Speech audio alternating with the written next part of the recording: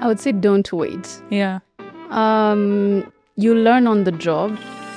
I think we tend to feel like we have to be qualified, ready, and like basically for everything to be perfect for us to go for something. I've learned that that's not true at all, that you just have to have the audacity to go for things sometimes. You might not be the most qualified, you might not be ready, you might even feel like, the imposter syndrome is.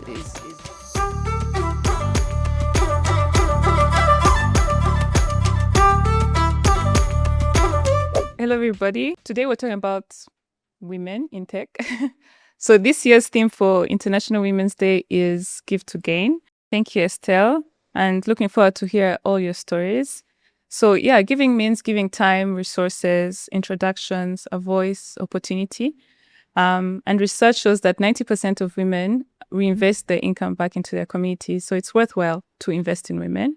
But in tech, we still have a long way to go. We're still at 20%. We need more women like you in product and engineering, in strategy, in policy. So to fix this, we must basically lean into our theme. So my panelists are Estelle. She's a policy and partnership manager here at Irembo. Sandra is strategy manager, and Charlotte is our product manager here at Irembo. Maybe just give us a brief explanation of how you got here. What's your journey been like? Starting with Estelle. Yeah. Thank you. Pleasure to be with you all this morning. So my background is actually in law. I've joined Irembo about 2.5 years ago. Just a great opportunity that presented itself. And I just thought, initially I was like, what am I going to do in the tech sector? But it just seemed like a great opportunity, and where the role that I have today sits at the intersection of government, technology, and impact. And I really enjoy what I do. We love it. Yeah. Sandra? Hi, Giza. Hi. Thanks for having me here. I think you did a great job at introducing what I do here at Irembo. I did strategy at Irembo, and it's exciting to be part of such a great tech company. My journey actually started, my background is in finance and economics. That's what I did in school. And I ventured into working for a think tank right after school. And then I worked for a social enterprise as well, where we were supporting startups across different sectors in health, agriculture, tech, all those different sectors. And yeah, I think I've always wanted to come back to tech one way or another. And I think interestingly enough, with finance, you can essentially take it anywhere if you don't want to take it into a specific route. And I've always wanted to come back to tech, so I came to Irembo, and I've been here for almost 2 years now. Yeah, my anniversary is coming up soon. Congratulations. Charlotte? Hi, Biza. Thanks for including me in this panel. I'm very excited. Like you said, I'm a product manager here, but my background is actually in construction. I worked on roads for a better part of 3 years in my early career, but I didn't particularly enjoy it because there was a lot of working outside. And I eventually discovered product management through a business that I was running because I needed to build the products for that business.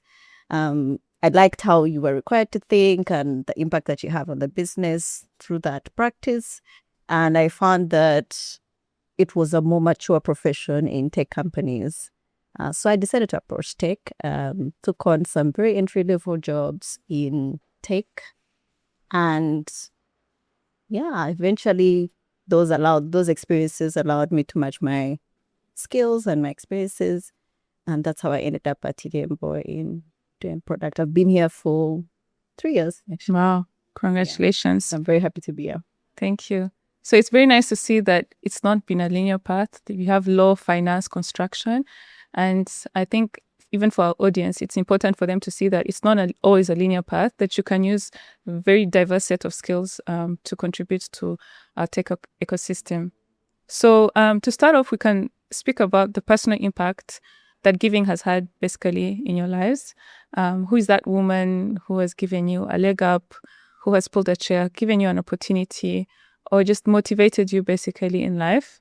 We can start with Charlotte if you want. Yeah. The woman I would like to speak about is my mom's friend. She's called Mrs. Ellen Namara. She used to have a shop with my mother. It was a stationery shop, but part of the other things they used to have in the shop were they used to do printing services, photocopying. Also, they would train people on some basic computer skills, so like typing and all of that, which allowed people to go and become secretaries and all of that. It was a very long time ago. I was about 9 or 10. And one of my school breaks, she allowed me to take part in one of the trainings. Taught me very basic things, which was how to turn on a computer, how to navigate different applications on a computer. And also, I learned how to type, and I got very comfortable around a computer. This gave me a lot of confidence. It was very early in my life.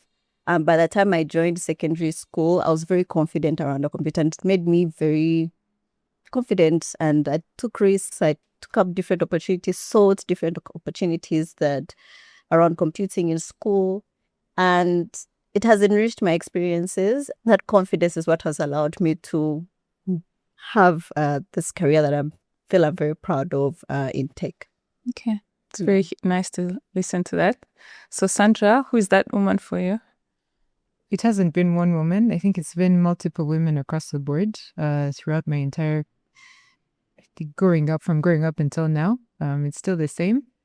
If I just go back a little bit, so when I did in high school, I did computer science, and my first professor then was actually a woman, and she's the one who introduced me to the tech world, so to speak, at a younger age. So that's when I got to understand some essentials of computer science and basics in tech. And I think that's what also has driven me to where I am today and why I wanted to come back into the tech space. But it's been multiple women across the board at different stages. And even right after school, the think tank that I worked for was an all-women team.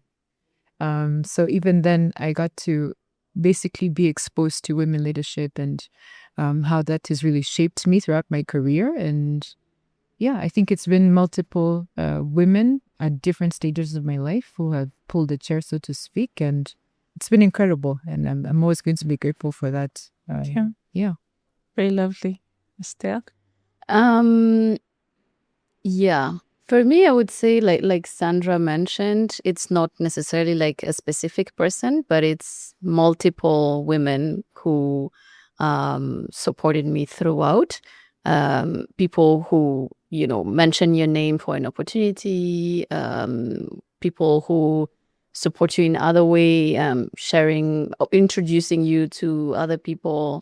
And then I think generally the support system or your friends, colleagues, family who are just cheering you on are really important for your growth. When you feel like you're not qualified enough or you're too afraid to go for something that you want, I think having those people tell you that you should go for it and supporting you in that way is really key. And I'm very grateful to have had that support throughout. Yeah.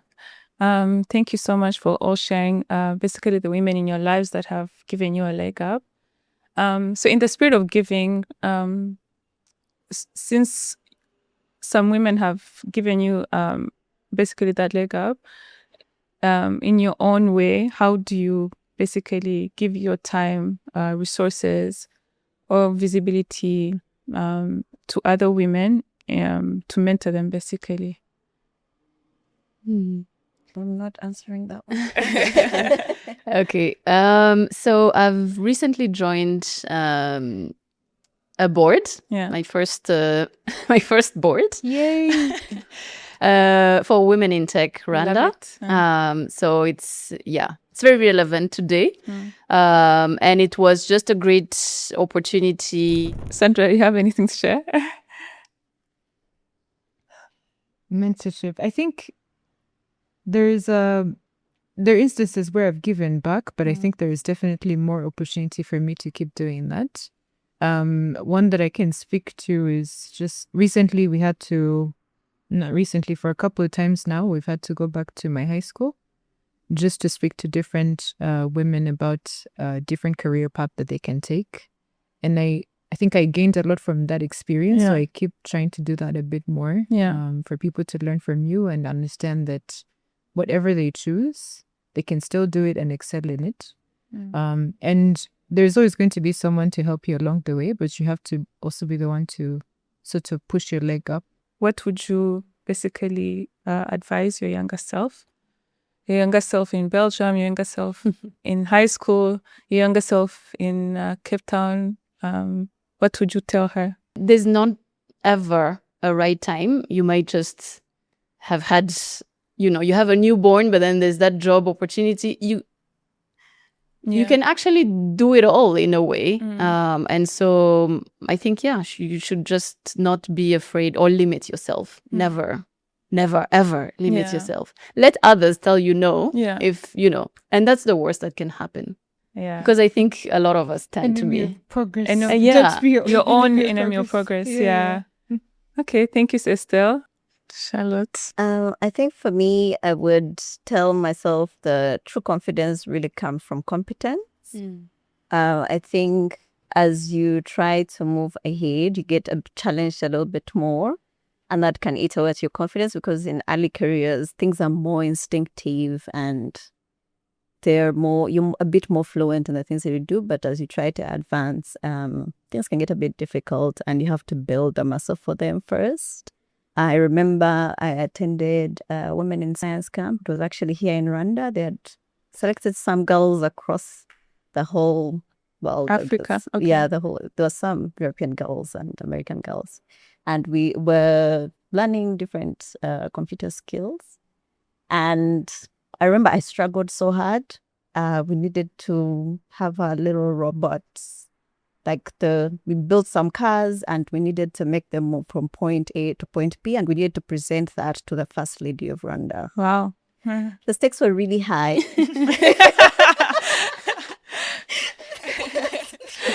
And I couldn't get, for the life of me, a little car to move in a straight line. So were you a group, or it was only you? So we're two, and I couldn't, she couldn't. We were two girls. She couldn't. It would always end up curving. I cried the whole camp. Yeah. It was really difficult, but eventually it was very rewarding when it eventually moved from the point we needed it to move from and to the next, and we're able to present it. So anything really worth having, any meaningful pursuit in life is really hard. So which woman basically has inspired you in their leadership style or giving philosophy? It could be your mentor, as you said, that makes you also want to do more of that and be a better version of yourself. I think we have so many examples. It's a very long list. There's so many great women leaders. You can name so many. You have the Angela Davises of the world. You have in Rwanda so many examples. We are so lucky to have so many models and examples. We have a lot of women CEOs. We have our very own Minister of ICT and Innovation, who's a great example as well. So I think all those figures are there.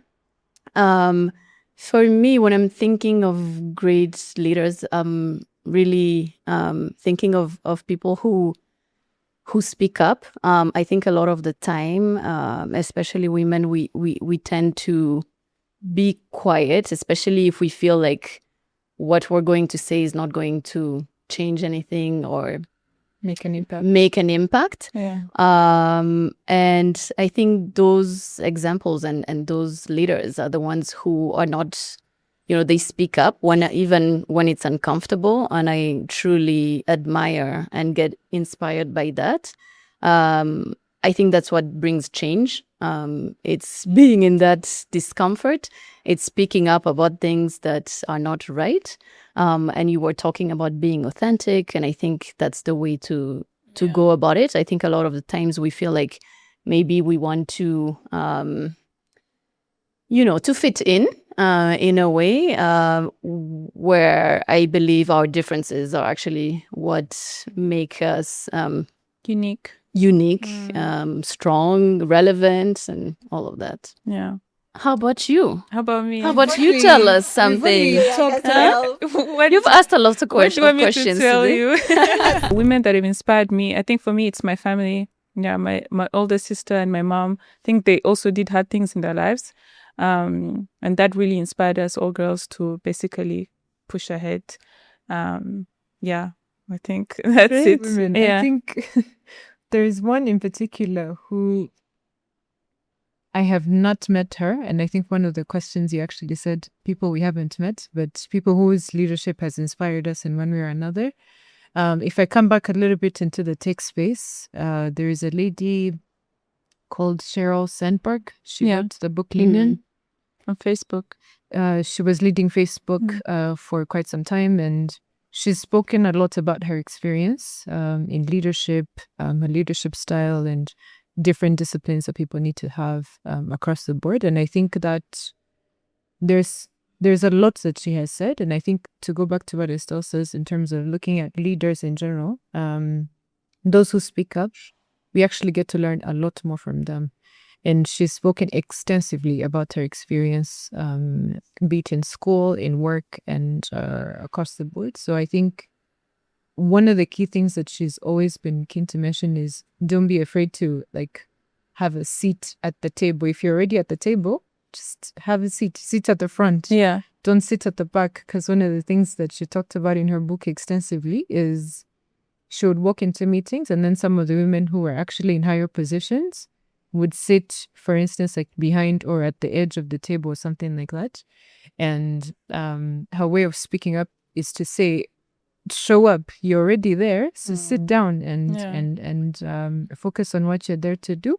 There is one thing that I think people always assume, that, for instance, if you studied this, you're going to do this, and after that you're going to do that. It's sort of like a straight line type of thing, some sort of ladder that's existing somewhere that everyone has to climb. But sometimes it's not a ladder. Sometimes it's just... It's like Charlotte's jungle. car. Yeah. It's like You're Charlotte's supposed car.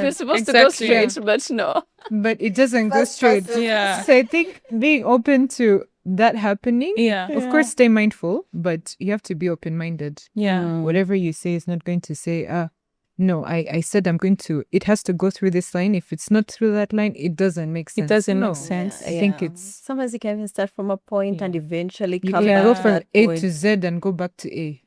Or on your journey, your point changes. Your destination just changes. You thought you wanted to do that. You thought you wanted to be that. But then going through other things, you're like, actually, I don't want to do that. Yeah, never mind. Yeah.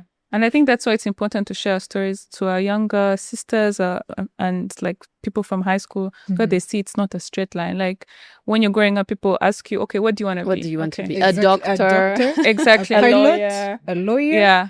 It's very specific. And if it's not that, then it's nothing, right? nothing. But you could do law and then you end up in tech or in government There or you in go, finance or in construction. Then you have a business and you do tech. So it's not a linear path, right? It's not. Yeah.